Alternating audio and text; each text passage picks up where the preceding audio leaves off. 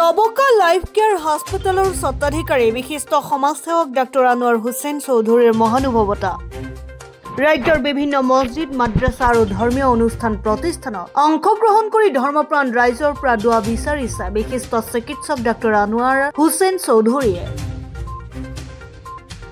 ৰাইজৰ লগত মত বিনিময় কৰি ডাক্তৰ চৌধুৰীয়ে ৰাজ্যৰ সুবাহী মুক্তাবৰ শিক্ষকসকলক প্ৰশিক্ষণ দিয়া আৰু ইছলামিক বুনিয়াদী শিক্ষাৰ পৰিকাঠামো উন্নত কৰাৰ ওপৰত গুৰুত্ব আৰোপ কৰা দেখা যায়।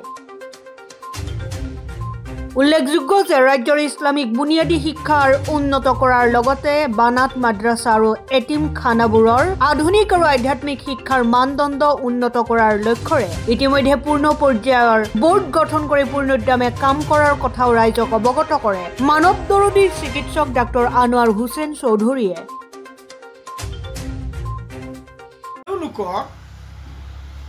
যদি এই সৰুৰ পৰাই একেবাৰে ফ্ৰম দ্য চাইল্ডহুড একেবাৰে মাতৃকুলাৰ পৰা আহি যেতিয়া পৃথিৱীখন আহিব তাৰ পিছত যদি তেওঁলোকক আমি কেয়াৰ কৰিব পাৰোঁ তেতিয়াহ'লে ই গৈ কেতিয়াও আৰু ড্ৰাগছ এডিক্টেড নহ'ব, কেতিয়াও অসামাজিক কাম নহ'ব, কেতিয়াও থিয় হৈ পেচাব নকৰে। তাৰ কাৰণে কি মেডিচিন দিব পৰা যায়? গছত পোক লাগিছে মেডিচিন দিব লাগিব। আপুনি হেৰি হাড়ৰ দোকান গ'লে বিভিন্ন ধৰণৰ প্ৰজাতিৰ মেডিচিন আছে, কোন মেডিচিনে কাম কৰিব সেইটোৱে দিব লাগিব। গতিকে এই সৰু সৰু শিশু সন্তানক বিৰাট কেনেকৈ শিক্ষা দিব পৰা যায়। ইয়াৰ কাৰণে আমাৰ কি স্কোপ আছে? স্কোপ এটা আছে সুবাহী মুক্ত। আমাৰ ৰাতিপুৱা primary education, Islamic basic primary education, একদম মূল শিক্ষা হৈছে সুবাহী। আমি সৰুকালটো পঢ়িছোঁ, মোৰ স্পষ্ট মনত আছে। কায়দা পঢ়িছোঁ, প্ৰথমতে জাবানী পঢ়িছোঁ, তাৰপিছত কায়দা পঢ়িছোঁ, পিছত আমপাৰা পঢ়িছোঁ, কোৰাণ শ্বৰীফ পঢ়িছোঁ। কোৰাণ শ্বৰীফ তাতে মই 7 পাৰা মুখস্থ কৰি দিছিলোঁ। আগৰ দিনত তেনেকুৱা আছিলে, 10 পাৰা মুখস্থ হৈছিল, মই 7 পাৰা মুখস্থ কৰি দিছিলোঁ। ইনশাল্লাহ এতিয়ালৈকে আছে। এই যে সৰুকালত আমি যিটো পঢ়িছিলোঁ সেই যিটো পঢ়া আজিকালি সুবাহীটো ল'ৰা ছোৱালী যাবলৈ সময় নাই।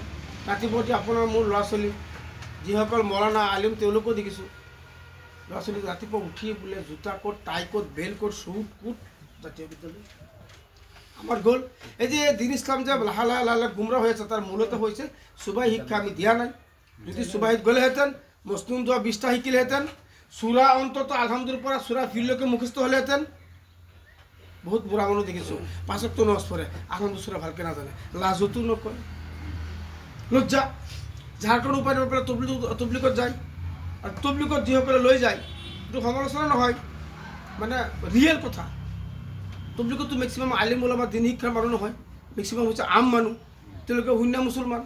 বেয়া নাপাব আকৌ কথাবিলাক, আমিও তবলিগ কৰা মানুহটো, আমিও কাকো সমালোচনা কৰা নাই, কিন্তু ৰিফৰ্ম কৰিব লাগিব, আমি কাৰেক্ট কৰিব লাগিব, শুদ্ধ কৰিব লাগিব, যদি ৰং আছে ৰাইট কৰিব লাগিব, এইটোৱে কথা। এতিয়া এই যে সুবাহী মক্তবৰ ল'ৰা ছোৱালীক উপযুক্ত শিক্ষা দিবৰ কাৰণে মছনুন দোৱাৰ পৰা আৰম্ভ কৰি কোৰাণ শিক্ষা শুদ্ধকৈ পঢ়া, চূড়া মুখস্থ কৰা, বাকী আল্লাহ কোন, ৰাছুল কোন, আমাৰ পিতৃ মাতৃ কোন, ক'ত আহিলোঁ, আমাৰ আচল ঠিকনা ক'ত, এই যে যিটো নলেজ, যিটো উইজডম, যিটো একনলেজ, যিটো বিচক্ষণ, যিটো বুদ্ধি, যিটো ব্ৰেইন ৱাছ কৰি ৰাতিপুৱা উঠেই যিটো বিদ্যা দিয়া হ'ব, সেইটো হৈছে ইছলামিক বেছিক এডুকেশ্যন, সেইটো হৈছে সুবাহী মুক্ত শিক্ষা। আৰু সেই শিক্ষাটো দিবলৈ হ'লে তাত কি লাগিব? উপযুক্ত শিক্ষক লাগিব। আমিতো সেই 300 টকীয়া, 50, 500 টকীয়া, 1000 টকীয়া, 2000 টকীয়া মুন্সিপাললৈ ৰাখিছোঁ।